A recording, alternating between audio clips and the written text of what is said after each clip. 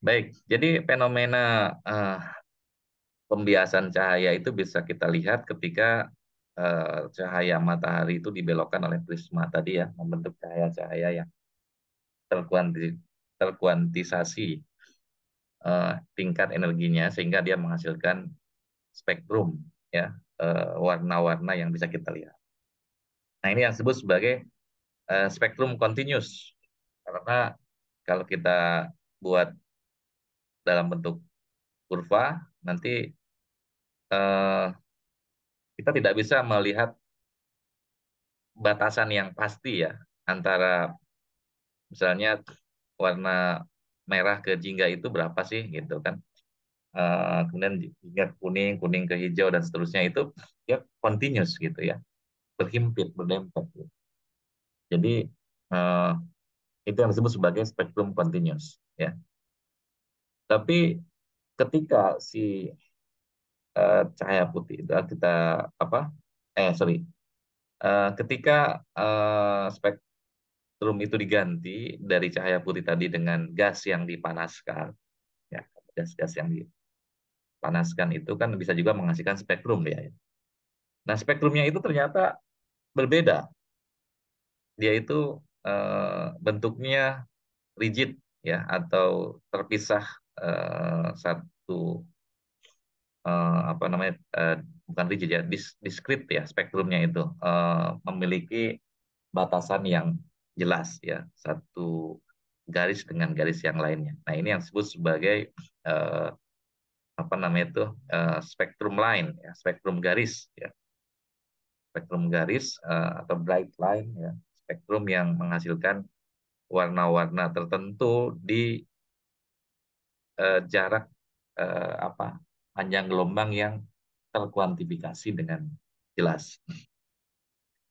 Kemudian ketika cahaya putih tadi dilewatkan ke gas tadi ya, ternyata ya kalau tadi kan cahaya putih saja dilewatkan ke prisma tanpa adanya gas itu membentuk warna-warna pelangi.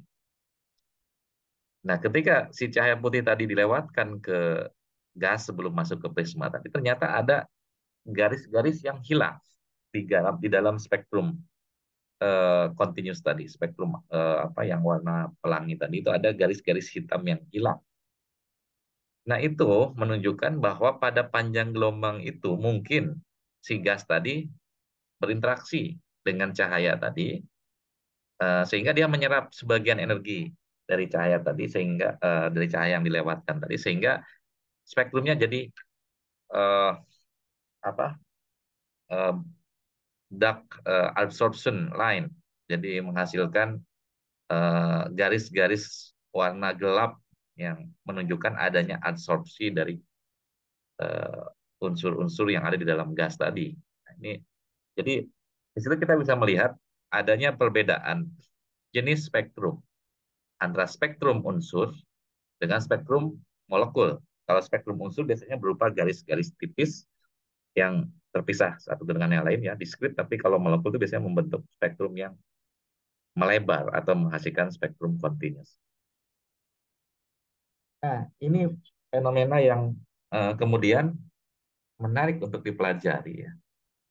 Berarti kalau begitu si zat-zat kimia itu sebetulnya punya punya kemampuan untuk apa membentuk spektrum tertentu gitu kan, atau menghilangkan energi dari spektrum, bukan menghilangkan ya, mungkin menyerap sebagian energi dari radiasi yang diberikan tadi ya, radiasi awal yang diberikan itu sebagian diserap energinya oleh, dan penyerapan itu terjadi tidak pada semua panjang gelombang tapi hanya pada panjang gelombang tertentu. Nah, inilah yang kemudian menarik untuk dipelajari ya. Eh, Secara umum ya, prinsip daripada spektroskopi itu adalah berdasarkan pengukuran dari spektrum ya. Jadi principle of spectroscopy based on measurement of spectrum. Jadi bagaimana spektrum itu bisa diukur gitu. Baik panjang gelombangnya maupun mungkin tingkat energinya atau frekuensinya atau apa namanya itu ya, ya mungkin perbandingan nilai yang dihasilkan dari penyerapan cahaya tadi ya. Nah, itu prinsip daripada pengukuran spektroskopi. Apa sih spektrum itu? Spektrum itu bisa berupa garis atau grafik ya, kurva yang menunjukkan intensitas daripada cahaya yang diabsorpsi ya, absorb emit radiation. Jadi emisi radiasi apa tadi yang diberikan kepada suatu sampel itu akan diabsorpsi. Dan berapa persentasi atau intensitas cahaya yang diabsorpsi ya dibandingkan dengan nilai frekuensi atau panjang gelombangnya, itulah yang dimaksud dengan bentuk spektrum. Ya, spektrum adalah garis, kurva, ataupun plot yang menunjukkan hubungan antara intensitas cahaya yang diabsorpsi pada panjang gelombang tertentu atau pada frekuensi tertentu. Ya, ini prinsip umumnya ya. Jadi ada cahaya yang diserap oleh suatu materi, tapi dia pada kondisi tertentu dan pada frekuensi yang berbeda-beda tergantung jenis unsur atau molekulnya. Nah, bagaimana cara kita mengukur bentuk spektrum itu? Maka didesainlah suatu alat instrumen yang disebut dengan spektrometer yang bisa mengukur berapa intensitas serapan yang dihasilkan atau berapa banyak energi yang diserap oleh suatu zat ketika dia dilewatkan oleh cahaya radiasi gelombang. Nah, instrumen inilah yang nanti akan kita pelajari ya dalam prinsip-prinsip pengukuran spektroskopi atom dan molekul. Ada 3 jenis atau tipe dari spektrum itu. Yang pertama, spektrum absorpsi. Ya. Yang kedua, spektrum emisi. Ya. Yang ketiga ada spektrum continuous. Tadi sudah kita jelaskan ya bedanya. Kalau continuous spektra itu dia menghasilkan bentuk spektrum yang tidak terlihat batas nyata antara satu panjang gelombang dengan panjang gelombang berikutnya. Tapi kalau spektrum absorption ya itu pada panjang gelombang tertentu dia bisa bisa menyerap gitu kan. Atau sebaliknya emisi itu adalah spektrum yang dihasilkan ketika suatu zat itu nanti akan melepaskan cahaya ketika dia tereksitasi elektronnya ya, eh, atau berubah tingkat energinya dari tingkat energi yang apa namanya itu higher occupation molecular orbital atau dia berada dalam tingkat energi yang lebih tinggi ke tingkat energi yang lebih rendah. Nah, dia juga bisa menghasilkan emisi cahaya. Nah, fenomena-fenomena itulah yang nanti akan kita amati ya dalam dalam bentuk ya, dalam bentuk yang bisa diukur oleh alat yang namanya spektrometer. Nah, jadi di sini ada perbedaan ya antara continuous spectra, absorption spectra, dan emission spectra. Bedanya gimana? Kalau continuous spectra itu spektrum yang dihasilkan ketika cahaya putih melewati suatu prisma. Ya, tadi contohnya seperti yang kita lihat di gambar pertama, cahaya matahari dilewatkan ke prisma itu akan memunculkan warna-warna pelangi, ya kan? Dengan batasan yang tidak terlalu jelas ya. Warna-warnanya itu kan eh, apa namanya itu agak sedikit blur gitu ya, berhimpitan. Itu ciri dari spektrum continuous. Tapi kalau spektrum absorption atau spektrum yang berkaitan dengan penyerapan adalah ketika spektrum itu dihasilkan dari radiasi gelombang elektromagnetik pada suatu atom, ion, atau molekul yang ketika dilewati cahaya itu dia akan menyerap sebagian cahaya tadi sehingga menghasilkan garis-garis warna gelap. Artinya di daerah tertentu dia memberikan apa namanya itu, radiasi gitu ya. Dia menyerap ya, sorry, dia menyerap radiasi pada panjang gelombang tertentu. Nah, kalau yang emisi, emisi itu justru sebaliknya. Jadi ketika suatu zat itu menyerap energi dari cahaya matahari atau cahaya apa lampu gitu ya, dia bisa mengemisikan atau mentransmisikan cahaya yang diserap tadi sehingga membentuk spektrum baru yang dihasilkan sesuai dengan karakteristik dari masing-masing atom atau unsur tersebut gitu ya. Jadi yang Anda bisa lihat contohnya kalau kita bawa kendaraan gitu ya atau naik kendaraan di malam hari ya, itu suka ada lampu. Sebetulnya dia bukan lampu ya, tapi yang ada di pinggir jalan tol biasanya tuh suka ada yang warna orange atau merah itu ketika terkena cahaya dia akan menyala. Padahal tidak diberikan arus listrik, tidak nyambung ke apa, bukan bukan seperti lampu yang harus dialiri listrik gitu ya.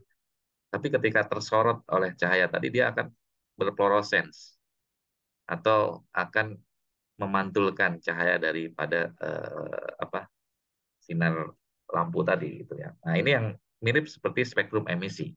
Mirip ya, mirip maksudnya dia bisa menghasilkan warna-warna tertentu di daerah panjang gelombang. Tergantung jenis zat yang uh, dikenai oleh cahaya tadi. Nah, ini biasanya terjadi pada uh, apa namanya itu fenomena uh, penyerapan gelombang elektromagnetik oleh atom atau ion yang uh, nanti dia akan memberikan apa nama itu sinar yang diemisikan gitu, atau yang diteruskan kepada uh, detektor ya. Biasanya uh, sering kita lihat ya kalau emisi itu bisa juga di AS atau di mass spektrum gitu ya, karena di situ nanti berkaitan dengan uh, banyaknya zat yang apa yang menyerap cahaya tadi. Nah, jadi kalau secara apa gambarannya seperti ini gitu. Kalau kalau emisi itu dia akan menghasilkan warna-warna dengan garis tertentu dan biasanya menghasilkan eh, light spectrum line gitu ya. Jadi garis yang berwarna dan berada pada panjang gelombang. Nah, ini yang disebut spektrum emisi. Nah, kalau spektrum absorpsi ya dia mengabsorpsi, menyerap cahaya tadi sehingga pada panjang gelombang tertentu cahaya itu jadi hilang karena energinya diserap oleh molekul tadi. Nah, sampai sini mungkin bisa apa, memahami ya perbedaan antara spektrum kontinu, spektrum emisi, dan spektrum absorpsi. Nah, sebelum kita lebih jauh melangkah ke apa namanya itu sistem instrumentasi dari para spektroskop ini, mungkin saya ingin jelaskan ya bagaimana sih sejarahnya muncul spektroskopi ini. Ya, jadi di abad ke-16 tuh Newton pernah melakukan eksperimen ya seperti yang terdapat pada gambar ini. Dia mencoba untuk mendipraksikan ya, cahaya matahari menggunakan prisma ya, prisma segitiga, dan muncullah bentuk-bentuk spektrum yang bisa kita lihat seperti warna pelangi. Jadi eksperimental pembelokan cahaya ini dilakukan pertama kali oleh Newton ya pada abad ke-16, 1600 sekian ya, lupa tahun. Nah, pada saat itu orang belum memahami ya kenapa cahaya matahari itu bisa menghasilkan warna-warna tertentu. Dan mungkin dia juga terinspirasi ya oleh warna pelangi yang muncul ketika habis hujan ya, terus ada sinar matahari gitu ya. Kok bisa ada warna-warna pelangi itu bagaimana bisa terjadi. Akhirnya kan dia melakukan eksperimen. Gitu ya. Ternyata warna itu dihasilkan karena adanya pembelokan cahaya. Nah, pertanyaannya, kenapa eh, setelah dibelokkan itu cahaya itu bisa berbeda-beda, apa namanya itu, eh, ya mungkin dari sisi warna ya, kalau kalau pada saat itu kan orang belum bicara tentang energi ya. Jadi orang menganggap cahaya itu tidak, pada awalnya itu adalah cahaya sama energi berbeda gitu kan. Padahal cahaya matahari pun dia sebagai sumber energi juga gitu. Dia kan membawa foton ya, membawa foton yang nanti akan diserap energinya. Contohnya dalam dalam proses fotosintesis saja kan itu ada istilah penyerapan energi cahaya matahari.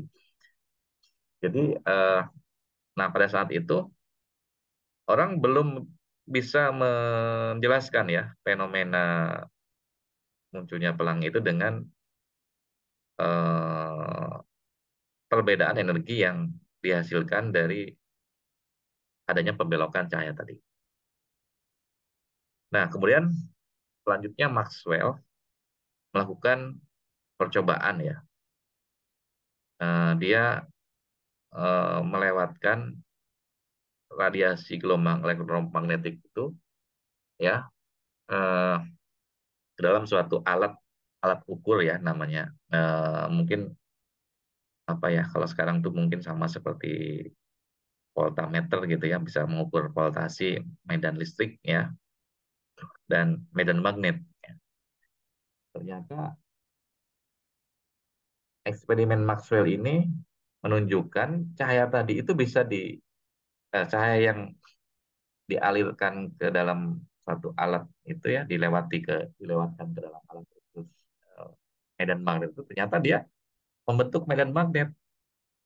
Membentuk medan magnet itu artinya ada kemampuan untuk dibelokkan cahaya itu oleh medan magnet ya, dan memberikan sinyal listrik atau arus listrik gitu ya. Artinya di situ ada kemungkinan seperti elektron yang mengalir gitu ya, karena ada medan listrik.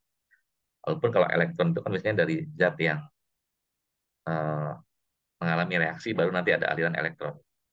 Nah, aliran listrik ini mungkin terjadi karena cahaya itu membawa semacam partikel bermuatan yang menghasilkan energi yang disebut sebagai foton itu ya. Nah, maka sama si Mike Planck itu radiasi itu dicoba dikuantisasikan energinya. Dihitunglah energinya. Berapa sih sebetulnya energi cahaya yang dihasilkan dengan panjang gelombang tertentu? Apakah sama antara warna merah dengan warna biru atau dengan warna ungu misalnya ya? Kalau kita lihat dari radiasi sinar tambang, maka dilakukanlah percobaan penghitungan nilai energi ya. Mungkin secara matematis ada, mungkin juga secara eksperimental gitu ya. Tapi orang pada saat itu juga kan belum ada alat yang canggih ya untuk menghitung radiasi foton itu berapa nilainya gitu kan. Atau tidak ada alat yang mampu mengukur sampai sedetil itu. Nah, lalu dia mencoba untuk memformulasikan ya secara perhitungan matematis lah ya. Ketika suatu cahaya itu melewati apa namanya itu ruang tertentu yang itu misalnya ternyata ada gaya tarik menarik ya dalam medan magnet, bukan tarik menarik sebetulnya ya. Ini eh, cahaya yang masuk masuk itu dia membawa radiasi yang menghasilkan efek medan magnet dan medan listrik yang apa namanya itu tegak lurus ya antara jarak cahaya yang dilewati dengan arah medan magnet tadi ya. Kalau kita gambarkan seperti ini bentuknya ya. Jadi walaupun kenyataannya tidak bisa terlihat ya bentuk arah medan listrik sama medan magnetnya itu seperti apa gitu ya. Nah, jadi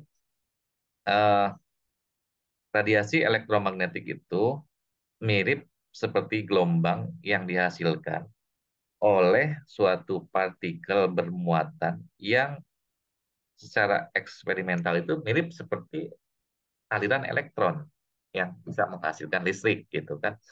Tapi kenyataannya kan di situ nggak ada kabel, nggak ada apa namanya tuh sel elektrokimia gitu kan yang bisa menghasilkan listrik. Tapi kenapa kok cahaya itu punya sifat dia membawa partikel yang bisa mengalirkan listrik gitu kan?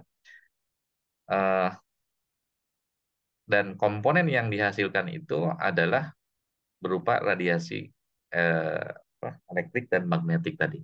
Nah, sehingga dari situ maka orang berkesimpulan ya bahwa cahaya itu memiliki sifat sebagai gelombang dan partikel. Kalau hanya sebagai gelombang, dia merambat. Kan kalau sifat gelombang itu dia merambat melalui suatu media ya, eh, dengan arah rambat tertentu, itu namanya gelombang. Tapi ketika dia melewati media tertentu itu dia memberikan efek arus listrik gitu. Berarti di situ ada partikel juga yang membawa energi tertentu. Nah, jadi radiasi gelombang elektromagnetik itu punya dualisme sifat gelombang dan partikel. Maka disebutlah radiasi elektromagnetik. Itu asal mulanya muncul istilah radiasi elektromagnetik. Jadi cahaya itu punya sifat ya merambat melalui media, tapi punya kemampuan memberikan efek elektromagnetik. Itu elektromagnetik. Nah, eh, efek elektromagnetik itu dihasilkan karena cahaya tadi membawa energi dalam bentuk foton. Ya, energinya dalam bentuk foton. Nah, ini sifat cahaya sebagai gelombang. Mungkin Anda sudah pernah pelajari ya di mata kuliah fisika, fisika dasar atau ya. Apa sih yang dimaksud dengan panjang gelombang? Ya, panjang gelombang itu adalah jarak antara dua puncak yang saling berdekatan. Ya, itu yang namanya wavelength ya. Jadi nanti panjang gelombang itu kan setiap unsur, setiap molekul berbeda-beda. Setiap radiasi itu berbeda-beda panjang gelombang. Kalau radiasi UV panjang gelombangnya berapa? Kalau radiasi inframerah panjang gelombangnya berapa? Radiasi gelombang radio, radiasi televisi, kemudian apalagi microwave, gelombang eh, HP ya, ponsel gitu ya, itu berbeda-beda eh, frekuensi dan panjang gelombang. Karena eh, ada dua istilah ya dalam sifat daripada gelombang itu dia memiliki panjang gelombang dan frekuensi. Apa sih yang dimaksud dengan frekuensi? Oh, sorry, bukan dua, malah tiga ya. Termasuk amplitudo, tapi yang sering digunakan adalah panjang gelombang dan frekuensi. Frekuensi adalah jumlah dari ya eh, puncak ya puncak atau apa namanya itu. Jadi kan kalau ada dua puncak itu kita hitung jarak antara kedua puncak tadi ya itu sebagai wavelength ya. Kemudian kalau frekuensi banyaknya puncak yang dihasilkan per satuan waktu ya persatuan waktu misalnya per detik per menit gitu kan. Berapa puncak yang dihasilkan per detik atau per menit? Nah, itu disebut sebagai frekuensi yang satuannya adalah hertz. Ya. Ada kilohertz, ada megahertz. Ya. Nah, itu tergantung nanti jumlah puncak yang dihasilkan per satuan waktu. Ya. Dan yang ketiga ada yang namanya amplitudo. Amplitudo itu adalah tinggi dari puncak atau panjang dari eh, apa puncak gelombang yang dihasilkan. Jadi biasanya akan amplitudo itu tergantung juga dengan apa namanya jumlah eh, intensitas cahaya yang diberikan. Gitu. Oke, dari sini maka kita bisa eh, me- memplotkan lah ya hubungan antara panjang gelombang, frekuensi dan kecepatan cahaya. Ini sebetulnya yang kemudian eh, dijadikan sebagai dasar untuk penghitungan energi. dari cahaya matahari yang berupa radiasi elektromagnetik tadi. Ini hasil daripada eksperimen yang dilakukan oleh Max Planck ya, Max Planck. Sehingga nanti muncullah eh, persamaan energi radiasi elektromagnetik sama dengan E sama dengan H kali V. Yaitu adalah jumlah energi dari cahaya yang dihasilkan. H itu tetapan Planck dan V itu adalah frekuensi dari cahaya. Nah, tapi karena ada hubungan antara panjang gelombang dengan frekuensi, di mana lambda itu sama dengan atau kecepatan cahaya sama dengan lambda kali frekuensi. Dan maka eh, lambda sama dengan C per V ya, kecepatan cahaya ya, speed of light dibagi dengan frekuensinya. Jadi kalau kita mau menghitung panjang gelombang ya dari kecepatan cahaya dibagi dengan frekuensinya. Nah, kalau kita sudah mengetahui nilai frekuensi daripada suatu radiasi ya, maka kita bisa menghitung panjang gelombangnya.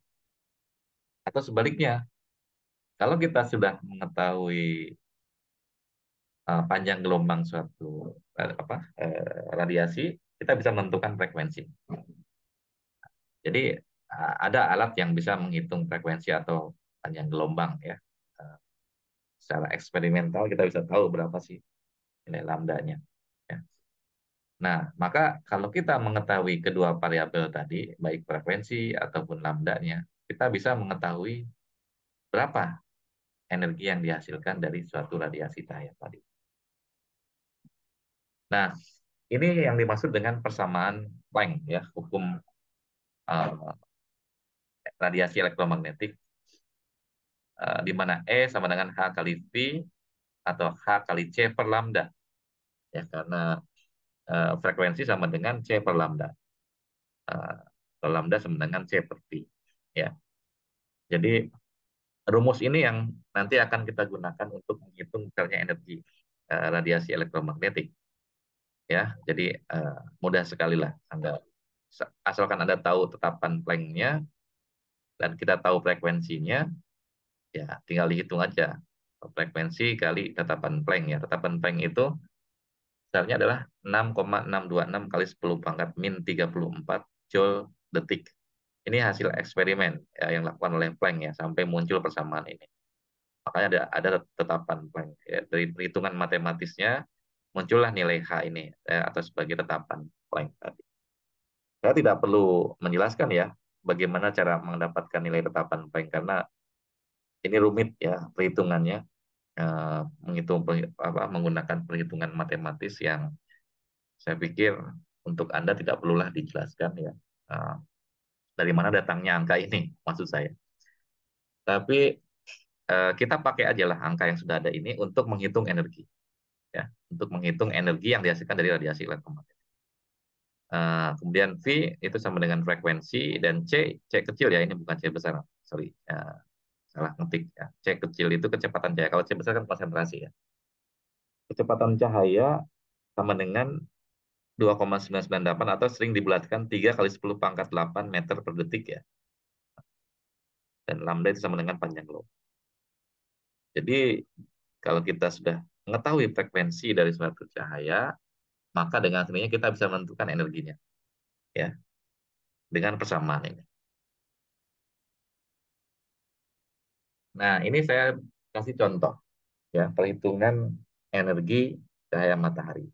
Eh, foton ya. Berapa energi yang dihasilkan dari radiasi satu foton pada frekuensi 4,6 GHz ya, itu yang A-nya. Atau pada bilangan gelombang 37.000 cm minus 1.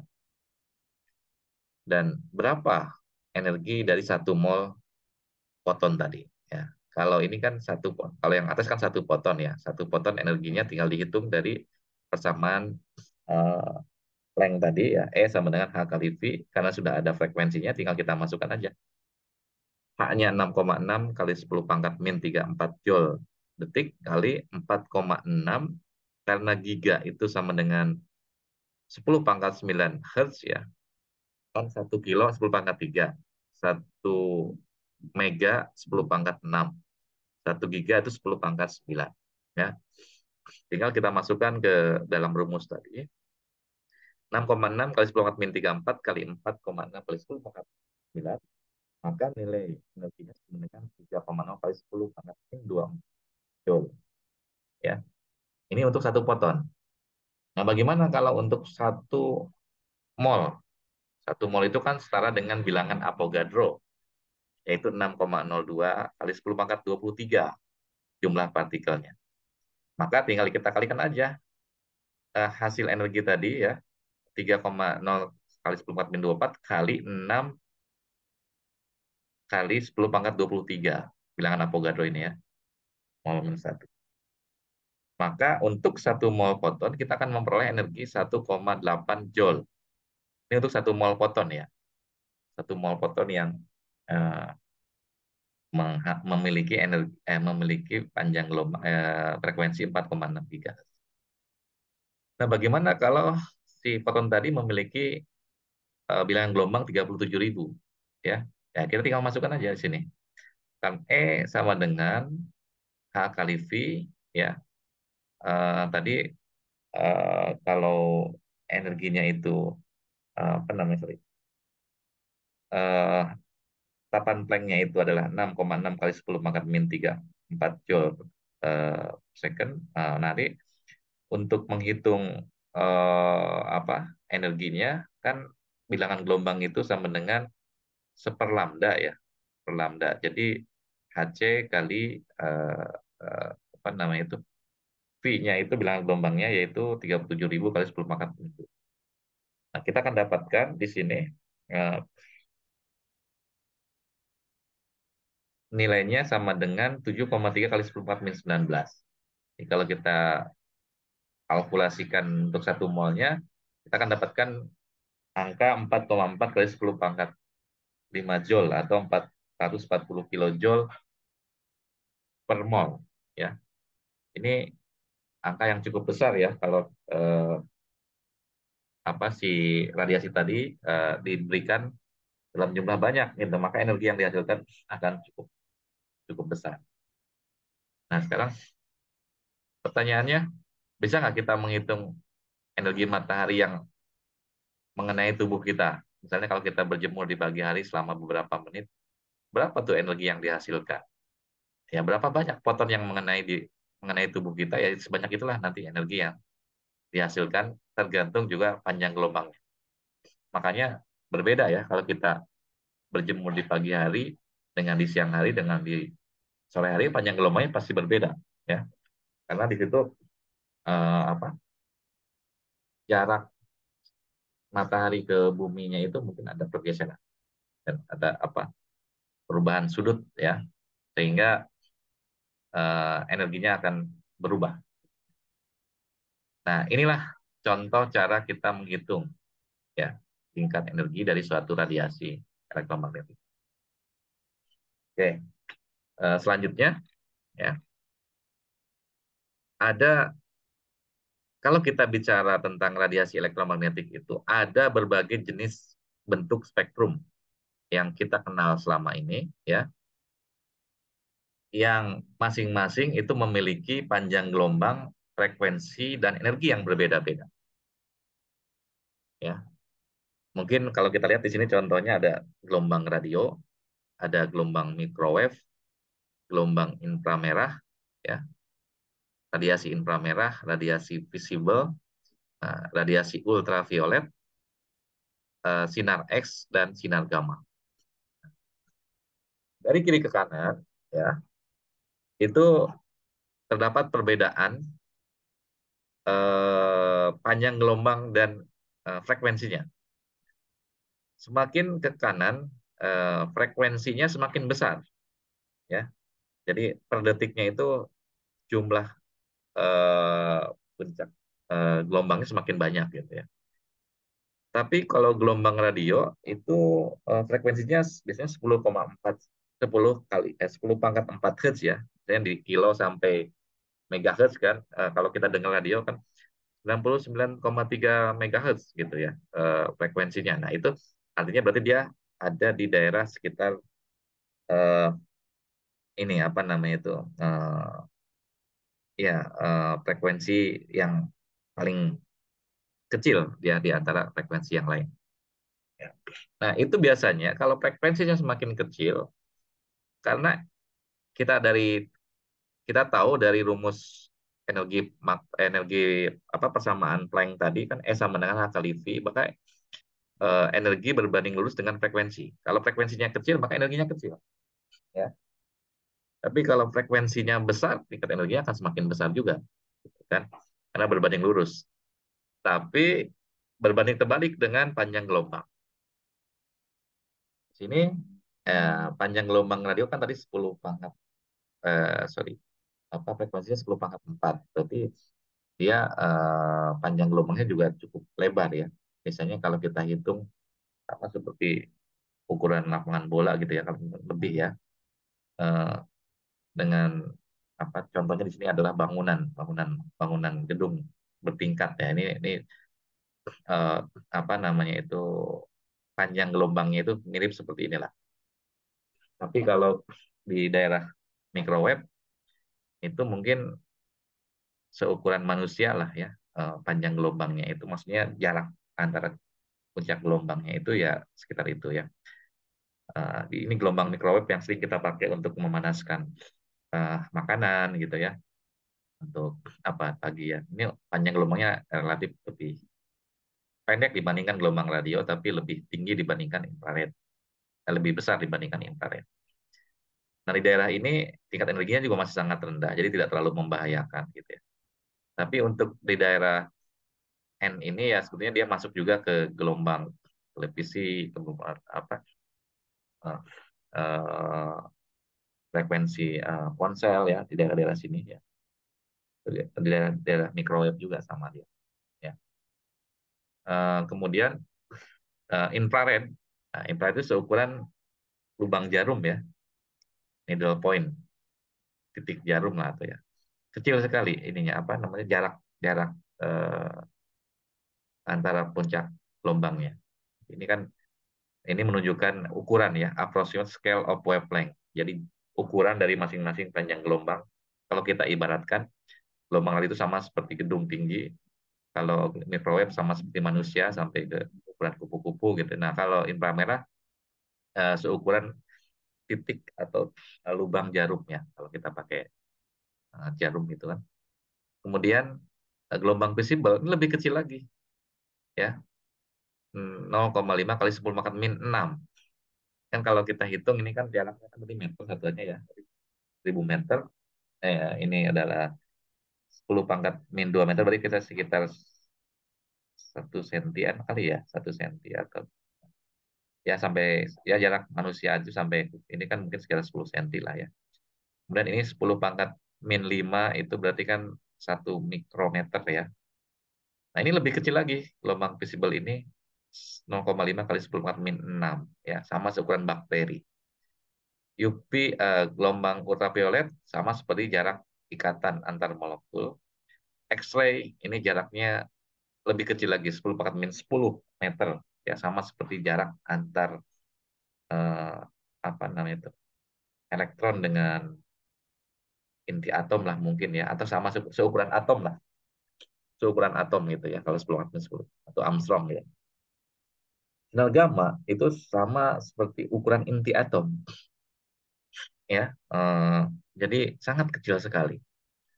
Tapi energinya karena dia memiliki frekuensi yang sangat tinggi dan panjang gelombang yang sangat kecil kan panjang gelombang berbanding terbalik dengan energi ya. Kalau semakin kecil panjang gelombang, semakin besar energinya. Jadi energi sinar gamma ini memiliki tingkat energi yang sangat tinggi ya. Mungkin kalau kita hitung dengan temperatur itu bisa sampai 10 juta Kelvin lah ya. Kalau energinya ini dihasilkan dari apa namanya itu eh, pemecahan inti atom ya. Eh, Contohnya pada saat peledakan bom nuklir. Nah, itu masuk ke dalam radiasi sinar gamma. Ya, energinya sangat tinggi. Nah, apakah semua ini kita akan gunakan untuk pengukuran di dalam apa namanya itu eksperimen spektroskopi? Ya, tergantung nanti jenis zat dan senyawanya. Nah, di sini kita bisa lihat interaksi antara cahaya dengan materi ketika diberikan radiasi dengan panjang gelombang tertentu. Jadi kalau kita berikan panjang gelombang microwave yang energinya lebih rendah, ya 0,01 elektron volt, efeknya terhadap molekul itu hanya terjadi perubahan rotasi atau torsi, perubahan sudut ikatan kalau rotasi, torsion, atau perputaran, ya. Eh, jadi misalnya tadinya posisinya eh, miring ke kiri jadi miring ke kanan, itu molekulnya ada, maksudnya ikatannya ya, jarak apa posisi ikatannya aja yang berubah. Posisi dari tadinya sebelah kiri jadi sebelah kanan dan seterusnya. Itu yang disebut sebagai rotasi and torsion. Ya, torsion itu apa perputaran gitu ya. Rotasi juga sama perputar. Jadi bisa berputarnya itu ke kiri kanan atau ke depan belakang lah gitu. Itu rotasi. Jadi kalau kita berikan gelombang microwave, molekul itu hanya bisa berotasi. Tapi kalau kita naikkan gelombangnya itu ke inframerah, ya 0,5 elektron volt, energinya kita berikan eh, di daerah radiasi inframerah, maka molekul itu bisa bervibrasi. Vibrasi itu sama seperti getaran, ya.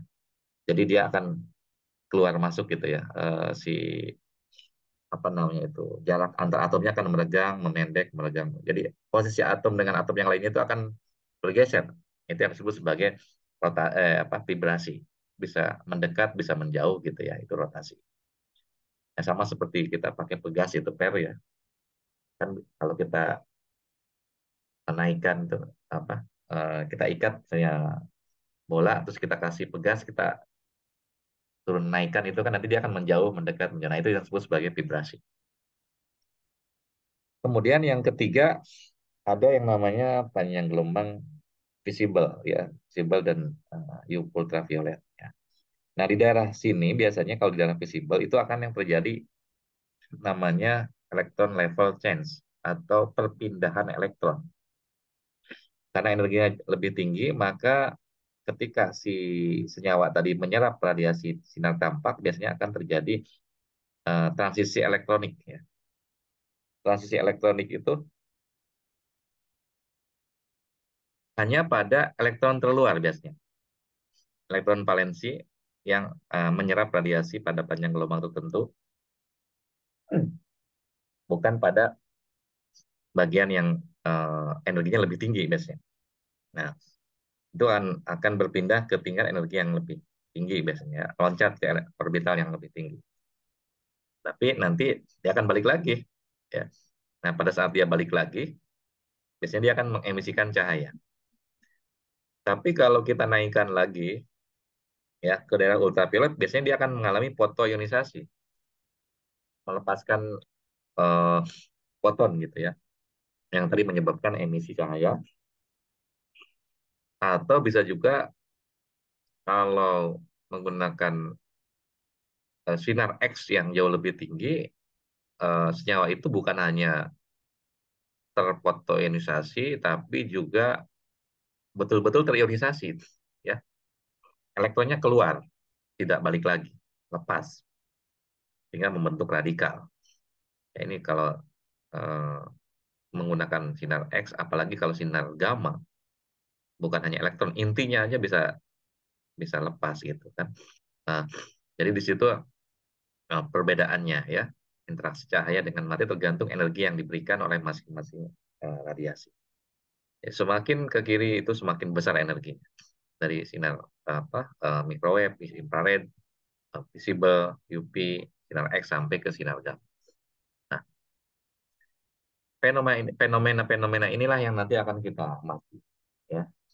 Eh, Misalnya tadi kan kalau ada suatu cahaya menyerap radiasi elektromagnetik, dia akan berpindah elektronnya dari eh, tingkat energi yang pertama ke tingkat energi yang kedua dan seterusnya. Ini kan level energi ya, E1, E2, E3 ini adalah tingkat energi dari orbitalnya. Jadi dia akan naik ke atas. Nah, biasanya kalau dia tereksitasi, elektron itu tidak stabil. Maka dia akan kembali lagi ke keadaan dasar dengan mengemisikan cahaya tadi. Jadi emisi radiasi dihasilkan ketika suatu partikel ion atau molekul tereksitasi elektronnya, kemudian dia akan kembali lagi ke tingkat energi dasar dengan memberikan cahaya yang diemisikan dalam bentuk foton yang apa dalam bentuk foton yang teremisikan gitu. Jadi dia nanti akan turun lagi dan nah ini fenomena yang biasanya terjadi ketika suatu zat itu disinari oleh radiasi gelombang elektromagnetik khususnya di daerah UV dan visible ya, daerah sinar tampak dan daerah sinar ultraviolet. Makanya sekarang kita juga kan nggak boleh sering-sering terkena spektrum ultraviolet ya, walaupun energinya lebih rendah dibandingkan dengan sinar X ya. Apalagi kalau sinar X kan biasanya untuk untuk diagnosis penyakit kadang-kadang kan diminta untuk ronsen ya, X-ray, dipoto eh, bagian tubuh kita tuh dipoto dengan sinar X gitu. Nah itu energinya lumayan besar, jadi harus ada jarak tertentu yang memungkinkan supaya badan kita tidak terpapar langsung oleh sinar X tadi, dan kita juga tidak boleh sering-sering tuh di ronsen itu karena membahayakan tubuh kita. Bahayanya apa? Radiasi sinar X itu kalau mengenai tubuh kita, sebagian elektron yang ada di dalam eh, zat-zat penyusun sel kita, mungkin dari dinding selnya atau DNA-nya atau mungkin membran selnya, itu kalau sering-sering terkena sinar X dia akan tereksitasi dan bisa juga bahkan terionisasi. Nah, kalau terionisasi itu akan menghasilkan senyawa radikal yang memungkinkan akan menyebabkan terjadinya mutasi. Apalagi kalau terpapar sinar radioaktif. Nah, itu lebih bahaya lagi ya karena efek energinya jauh lebih besar dan itu bisa menyebabkan kerusakan organ, kerusakan jaringan ataupun struktur DNA-nya itu bisa mengalami mutasi perubahan ya kalau terkena sinar radioaktif. Eh, itulah ya efek yang bisa dihasilkan ketika suatu cahaya itu dikenai kepada suatu molekul. Nah, di sini ada contoh apa ini? Gatel nih, hidung saya. Kenapa? Di sini ada spektrum gas natrium ya, Na, yang sering digunakan untuk lampu penerang jalan ya. Many spectra are absorbed in emission radium. Jadi contohnya adalah emisi dari lampu discharge sodium, ya, lampu lampu penerang jalan yang warnanya orange itu ya, atau street lighting ya. Itu biasanya dia mengandung logam Na ya, sorry bukan logam, gas ya, gas natrium yang ketika disinari itu dia akan berpendar dan warna yang dihasilkan itu biasanya ada di warna daerah kuning atau orange ya, yang eh, bentuk spektrumnya itu paling menonjol, apa puncaknya itu di daerah sekitar 589 sampai 588, ini puncak tertingginya ya atau spektrum yang terabsorpsinya dari daerah situ. Sehingga warna yang muncul adalah warna-warna yang mungkin mendekati orange gitu ya, yang biasanya kita lihat di lampu-lampu jalan. Nah, sekarang kita masuk ke radiasi sinar tampak ya. Sinar tampak itu biasanya ada di daerah 380 sampai 435 dan itu akan terlihat sebagai warna-warna pelangi ya. Dari mulai warna ungu atau kalau dari atas warna merah sampai ke violet ungu ya. Merah, jingga, kuning, hijau, biru, indigo sampai ke ungu ya. Magic ribbon gitu ya. Di mana nanti masing-masing sinar tadi itu sebetulnya dia memiliki panjang gelombang tertentu ya, yang kalau kita hitung di situ ada di daerah sekitar 380 sampai 740 gitu ya. Nah, Kalau kita kuantitasasikan ya ungu itu ada di daerah sekitar 380 sampai 435 sampai ke merah itu 625 sampai 740.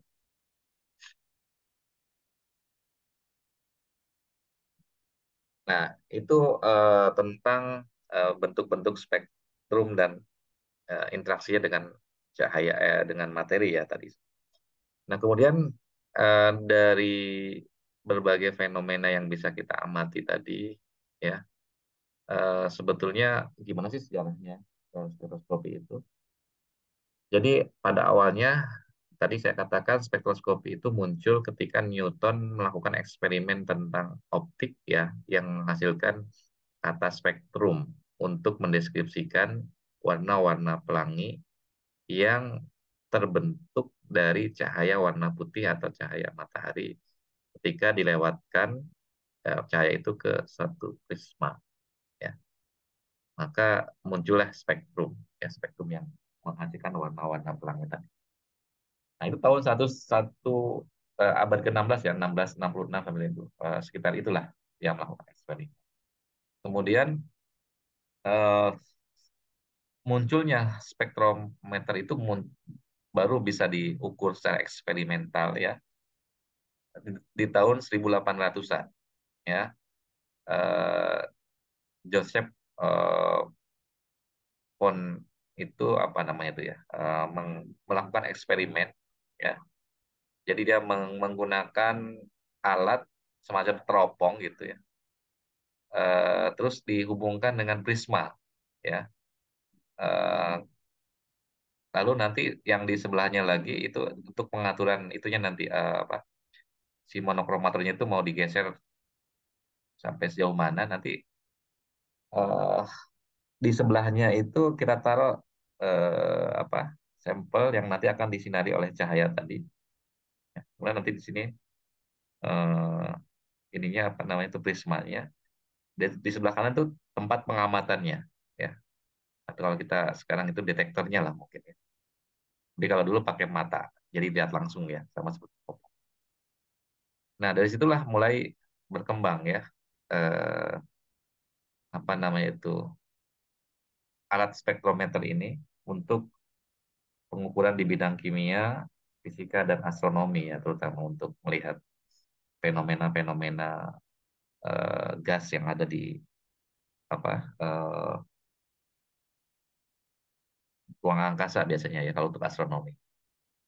Nah ini alat alat yang pertama kali dikembangkan itu oleh Robert William Bunsen dan Kirchhoff ya fisikawan Jerman Gustav Robert Kirchhoff. Nah, jadi prinsipnya sangat sederhana sekali ya. Di sini ada cahaya, kemudian di sini ada eh, lensa dilewatkan ke dalam prisma, kemudian di sini nanti ada sampel yang akan diamati, eh, lalu si cahaya tadi akan digeser, si prisma tadi akan digeser-geser sesuai dengan bentuk cahaya yang dihasilkan yang paling tepat untuk serapan sampel ini ada di daerah mana. Terus diamati oleh mata kita ya di sini sebelah kanan. Jadi detektor yang digunakannya masih sangat sederhana, ya, menggunakan mata. Ya. Kalau sekarang udah nggak ada yang ini adanya di museum ya. Ada spektroskopi yang pertama kali digunakan. Tapi kita juga harus tahu ya bahwa sejarah yang sesungguhnya itu justru jauh sebelum Kirchhoff mengembangkan itu ya di tadi abad ke-18 sebenarnya ilmuwan Islam itu sudah pernah melakukan eksperimen tentang optik yaitu eh, oleh Ibnu Al-Hazan ya Ibnu Al-Hazan ini salah satu ilmuwan abad pertengahan ya dia abad ke-9 10 Masehi di sini ya. Dia mengembangkan eh, apa teknik-teknik pengukuran cahaya dengan menggunakan lensa ya. Kemudian membiaskan cahaya tadi dan membelokkan cahaya tadi menuju satu eh, alat ukur yang apa namanya bisa diamati ya secara eksperimental menghasilkan warna-warna tertentu dan dia juga mencoba untuk mempelajari radiasi elektromagnetik ya dari cahaya itu eh, yang dilewatkan dalam suatu partikel, ya, sehingga menghasilkan spektrum garis yang jelas.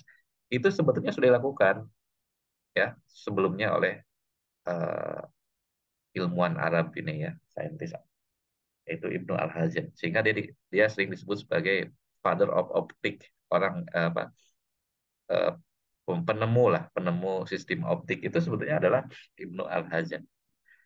Cuma sayang ya, sejarah itu ditutupi oleh orang-orang Eropa sehingga mengatakan bahwa penemu daripada spektrum itu adalah dari bangsa apa, orang-orang Eropa. Padahal sebetulnya ilmuwan Islam juga sudah melakukan penelitian hal itu, tentang apa, interaksi cahaya dengan materi.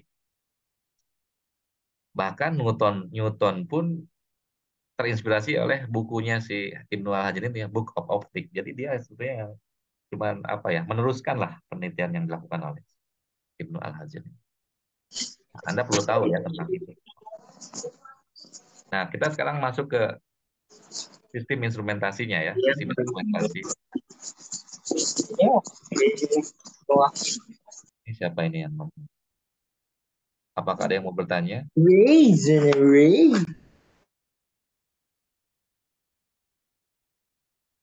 Bisa dilanjut? Bisa, Oh, Kak. ya, masih ada waktu kan?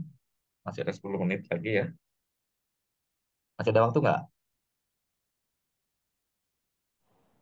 Masih ada waktu, Kak. 10 Ya, menit oke, lagi. tolong didengarkan dulu, ya.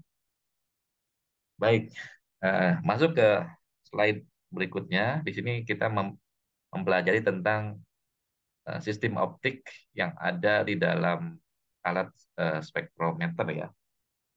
Jadi apa sih bedanya spektroskop, spektrograf, dan spektrometer atau spektrofotometer? Kalau spektroskopi itu kan alat yang digunakan untuk melihat spektrum cahaya, misalnya yang sering digunakan itu contohnya teleskop gitu, ya, itu menggunakan lensa teleskop, ya, maka disebut spektroskop itu, ya, untuk melihat fenomena-fenomena yang ada di langit gitu, ya. Kemudian eh, muncul spektrograf. Nah, apa tuh bedanya spektroskop dengan spektrograf? Kalau spektroskop itu kan kita hanya melihat fenomena langsung menggunakan mata kita, ya, sama seperti kalau kita melihat bintang-bintang gitu menggunakan teleskop. Tapi kalau spektrograf itu akan ada yang namanya fotografi flat yang digunakan sebagai detektor untuk merekam hasil pengukuran itu dalam bentuk grafik gitu, ya. Maka disebut spektrograf. Nah, kemudian berikutnya ada yang namanya spektrometer. Ya, kalau spektrometer berarti di situ sudah ada interaksi yang terkuantifikasi dan diukur secara eksperimental menjadi bentuk-bentuk spektrum yang terkuantisasikan atau misalnya diabsorpsi dalam jumlah tertentu dan kita bisa hitung nilainya itu dengan menggunakan alat spektrometer. Nah, yang sekarang berkembang, kalau spektrograf itu kan hasilnya itu berupa grafik gitu, ya, tapi kalau spektrometer bisa sampai terkuantisasikan gitu. Sekarang ada juga yang masih menggunakan spektrograf gitu, ya, sebenarnya untuk spektrum IR itu kan bisa langsung keluar tuh hasilnya gitu, tapi juga sekarang orang sudah jarang menggunakan itu, ya. Karena sudah menggunakan sistem computerized, jadi semua bisa diamati secara real time langsung di dalam software yang nanti akan eh, apa menerjemahkan data yang dihasilkan dari eksperimen. Nah, secara instrumentasi, spektroskopi modern itu memiliki 4 bagian. Yang pertama ada sumber cahaya yang diberikan, ya, yang akan digunakan untuk mengukur sampel tadi. Dan yang kedua ada prisma, entrance slit, sama exit slit itu satu paket yang namanya monokromator. Karena nanti di sini kan bisa diatur, ya, apa cahaya yang akan dibelokkan itu sudutnya mau berapa, nanti si monokromator itu akan men-setting gitu, ya. Si prisma itu akan bergeser nanti sesuai dengan eh, panjang gelombang yang diinginkan, ya, nanti sehingga akan muncullah nanti panjang gelombang yang sesuai dengan apa yang mau kita ukur di situ, misalnya di daerah sinar hijau gitu, ya, ya, kita set dengan adanya alat monokromator. Nah, kemudian setelah monokromator ada yang namanya sampel ya. Sampel ini ya tempat menyimpan sampel kita ketika nanti dilewati oleh cahaya monokromatik tadi. Dia akan memberikan radiasi enggak di daerah panjang gelombang tertentu. Nanti akan muncul di detektor. Yang detektornya sekarang tidak lagi menggunakan mata. Kalau dulu kan spektro apa spektroskopi awal itu dia menggunakan pandangan pengamatan visual itu langsung menggunakan mata kita. Kalau sekarang tidak lagi menggunakan mata, tapi menggunakan detektor yang terintegrasi dengan sistem komputer ini yang disebut sebagai foto katoda detektor ya atau eh, dan lain sebagainya. Mungkin nanti ini akan saya jelaskan lebih detailnya di dalam mata kuliah spektroskopi yang apa berikutnya yaitu spektroskopi UPPs ya. Nanti sistem instrumentasinya seperti apa, gitu ya. Ini kan hanya salah satu contoh saja ya. All spektrum modern itu tidak hanya spektroskopi UPPs, tapi ada banyak. Ya, di sini ada contohnya spektroskopi UV ultraviolet itu berdasarkan penyerapan radiasi elektromagnetik di daerah di daerah panjang gelombang sinar ultraviolet. Tapi ada juga yang sekarang spektro UV-Vis itu digabung ya dengan sinar tampak ya, visible.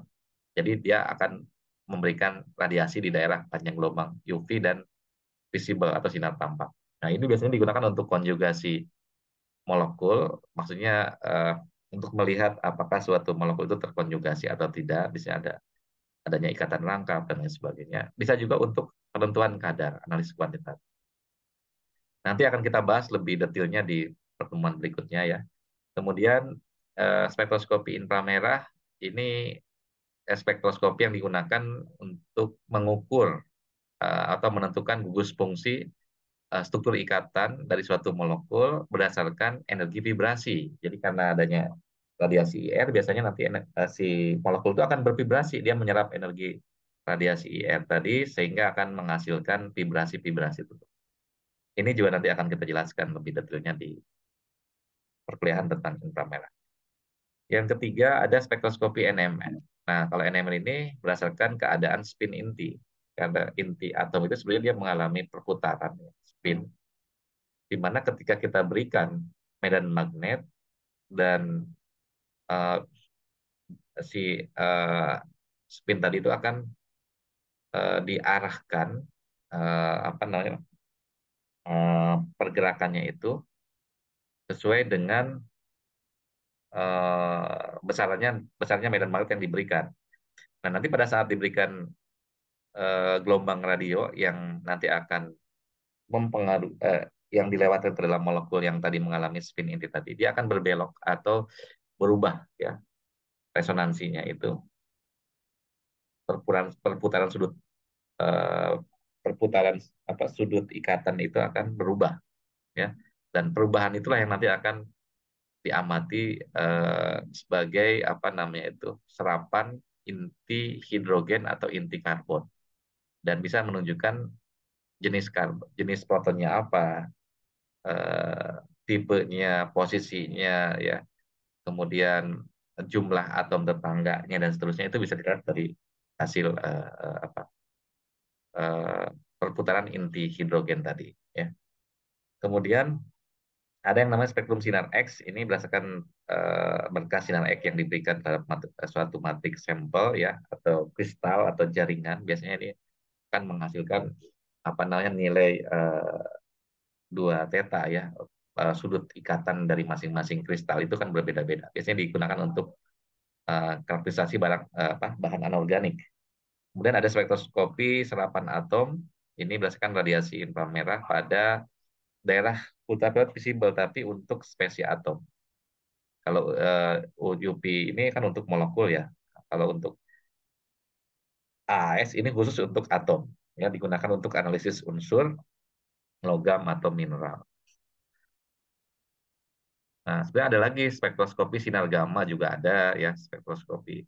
Kan tadi radiasi itu kan ada gelombang radio ya gelombang radio itu misalnya pakai NMR ya. Kemudian UV-Vis itu pakai eh, apa namanya itu untuk eh, eh, panjang gelombang, sinar tampak dan sinar ultraviolet. Dan inframerah untuk spektroskopi IR ya. Lalu ada spektroskopi sinar X, ada spektroskopi sinar gamma ya.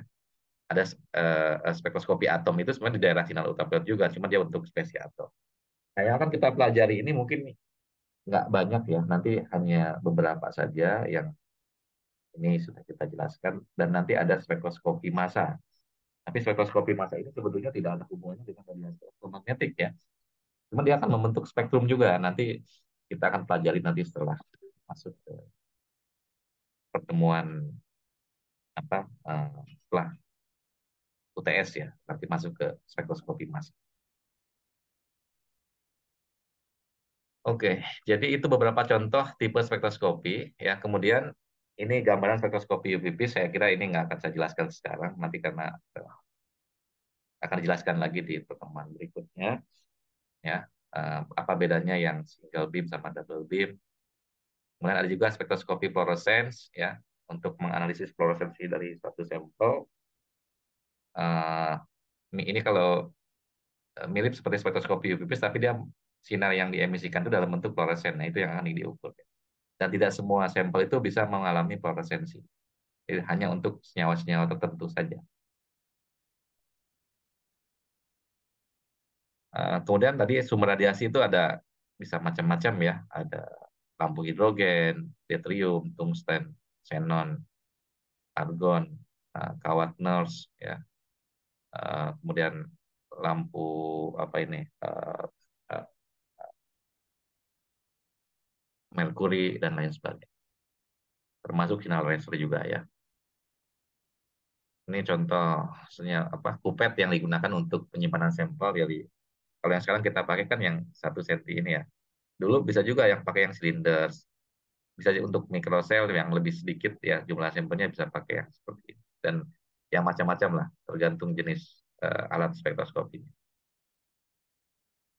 Kemudian ini monokromatornya tadi ada tempat masuknya sinar ya dan lensa yang untuk digunakan untuk mengarahkan cahaya itu menuju prisma dan focusing lensa untuk memfokuskan cahaya monokromatik yang dihasilkan ini nanti sehingga akan menghasilkan warna-warna tertentu.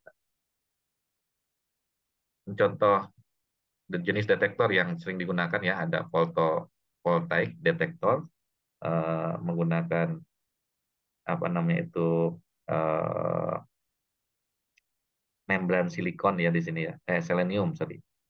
Nah, selenium dengan plastik case ya jadi nanti akan terjadi proses perpindahan elektron di sini ya. Eh, Sama seperti apa cara kerja microchip lah gitu ya. Nanti akan terjadi aliran elektron di sini. Berbanding dengan jumlah cahaya yang masuk. Ada contohnya fototube, fotomultiplier detector ya. Ini untuk khusus UV ya biasanya UV di daerah 200 sampai 1000 nanometer. Kalau untuk yang thermal ada thermocouple ya, termo termistor dan lain sebagainya. Ini biasanya untuk daerah sinar inframerah ya, kalau di daerah 0,8 sampai 40 mikrometer. Nah, penafsiran spektroskopi juga nanti akan kita jelaskan di pertemuan berikutnya. Aplikasi dari spektroskopi ini, ya, tadi sudah saya jelaskan ya. Yang pertama kali menggunakan itu adalah bidang eh, astronomi ya. Awal-awalnya kan orang menggunakan spektroskopi untuk mengamati fenomena-fenomena cahaya yang ada di langit ya. Nah, itu dilakukan menggunakan alat spektroskop atau teleskop ya. Kemudian di bidang fisika itu untuk menemukan material baru gitu ya, termasuk juga kimia ya. Ya fisika termasuk fenomena ini juga ya, apa namanya itu alam semesta itu kan bagian dari pembelajaran fisika ya, termasuk ke bidang astronomi juga tadi. Tapi yang paling banyak sekarang justru bidang kimia ya. Kenapa? Karena spektroskopi ini banyak digunakan untuk menentukan pertama mengamati struktur fisik ya dan struktur elektronik dari suatu materi. Nah, maksudnya struktur fisik itu contohnya bentuk kristal gitu ya apa dan bentuk molekul itu bisa diamati dengan spektroskop. Termasuk ikatan-ikatan yang terjadi antar atom ya, atau jenis unsur yang ada di dalam suatu matrik sampel, apakah dia senyawa murni atau campuran atau eh, ya senyawa-senyawa yang ada di dalam suatu zat tertentu, termasuk juga dalam material apa makhluk hidup ya, biokimia itu yang sekarang tadi juga digunakan eh, untuk apa mengamati eh, pergerakan zat yang ada di dalam eh, apa sistem biologis gitu ya. Saya untuk eh, di diagnosis di alat kedokteran gitu ya. Sekarang banyak menggunakan itu. Tidak hanya untuk eh, menganalisis apa molekul, tapi juga untuk aplikasi di bidang biomedis ya. Di bidang biomedis itu ya untuk diagnosis biasanya ya, untuk melihat apa penyakit atau mengidentifikasi penyakit tertentu pada jaringan atau hanya sekedar untuk imaging ya, melihat pola ya seperti apa namanya itu kalau kita rumah sakit ada yang namanya alat eh, CT scan gitu ya, alat apa gitu yang berkaitan dengan spektroskopi juga sebetulnya itu prinsipnya ya. Eh, atau yang untuk melihat apa namanya itu ya biasanya hasil apa ronsen itu ya masuk ke dalam spektroskopi juga kan ya, dan lain sebagainya. Jadi aplikasinya sangat luas ya, aplikasinya sangat luas terutama di dunia industri ya. Spektroskopi ini banyak sekali digunakan, termasuk ya di dunia kedokteran tadi. Nah, jadi apa sih fungsi daripada eh, apa pengamat pengukuran dengan spektroskopi ini ya? Pertama, kita bisa mengidentifikasi suatu zat ya, mengecek ada zat apa saja di dalam itu. Kemudian menentukan kemurnian ya, test purity. Investigasi struktur ya, menentukan struktur senyawa kimia ya, penentuan struktur misalnya dengan NMR. Kemudian polimorfisme, pseudopolimorfisme ini untuk menentukan apakah suatu DNA itu mengalami polimorfisme atau tidak. Ini untuk di bidang biomedis ya. Interaksi obat dengan eksipien apa? Sorry, interaksi obat atau eksipien dengan reseptor yang ada di dalam sel. Itu bisa kita amati juga dengan spektrum. Kemudian untuk menentukan antibiotik ini paten atau dia termasuk antibiotik yang generik, itu bisa juga kita kita lihat dari bentuk spektrumnya. Dan analisis kuantitatif ya untuk menentukan kadar senyawa ya, konsentrasi dan lain sebagainya. Banyak aplikasi lain yang ada di berbagai bidang itu untuk penentuan komposit ya, monitoring menggunakan fiber optik misalnya ya. Kemudian analisis perbedaan komponen dalam produk makanan misalnya ya, menentukan eh, senyawa-senyawa toksik ya dalam sampel darah. Kemudian non-destructive elemental analysis ya menggunakan fluorescent X-ray, eh, penentuan struktur kimia ya, elektronik struktural ya. Kemudian apalagi nih, eh, radar juga itu menggunakan jarak eh, apa tempuh cahaya. Misalnya kan kita kalau di dunia pertahanan ya apa militer itu radar itu sangat penting kan untuk mengetahui eh, adanya penyusup ya musuh yang datang itu misalnya apakah pesawat atau apa itu bisa dideteksi dengan menggunakan spektroskopi. Oke, nah ini nanti saya minta kalian untuk belajar latihan bagaimana cara menghitung nilai-nilai ini. Kalau kita punya informasi tentang panjang gelombang suatu zat gitu atau sorry, panjang gelombang cahaya ya sorry. Dengan misalnya panjang gelombangnya 4,5 kali 10 pangkat min 9 meter. Berapa nilai frekuensinya? Berapa bilangan gelombangnya? Bilangan gelombang itu sama dengan 1/lambda ya. Kalau Anda sudah tahu panjang gelombangnya pasti tinggal kita hitung aja 1/4,5 kali 10 pangkat min 9. Dan berapa energinya? E sama dengan H kali V atau EHC per lambda. Karena sudah ada lambdanya berarti tinggal kita masukkan E sama dengan H kali C kecepatan cahaya dibagi dengan lambdanya 4,5.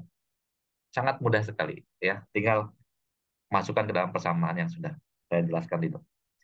Silakan Anda coba hitung ya di rumah dan lampirkan sebagai tugas individu selain daripada resume kuliah. Ya, itunya aja apa hasil perhitungannya lah atau cara penghitungannya seperti apa. Jadi ini ya rumus yang bisa digunakan sebenarnya H kali V atau sebenarnya H kali C per lambda. Eh, Kalau bilang gelombang kan eh, V garis miring sama dengan 1 per lambda. Oke, mungkin itu saja yang bisa saya sampaikan pada pertemuan hari ini. Jika ada pertanyaan terkait dengan materi atau tugas, silakan kalau masih ada yang mau bertanya sebelum kita tutup. Tapi izin bertanya,